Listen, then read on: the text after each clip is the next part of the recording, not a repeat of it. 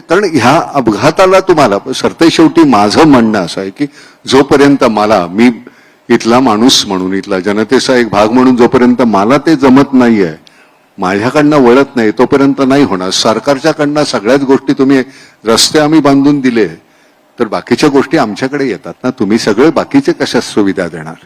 एक गोष्ट बघा, सगळ्यात जास्त अपघात कुठे होतात?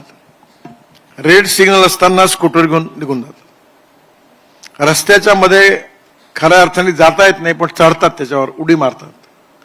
काही वेळा लेन डिसिप्लिन आहे की हेवी जे ट्रक्स आहे, बसेस आहेत, त्यांनी लास्ट लेन मध्ये चालते, मधल्या लेन मध्ये जातात, ओव्हरटेक करताना ऍक्सिडेंट होतात.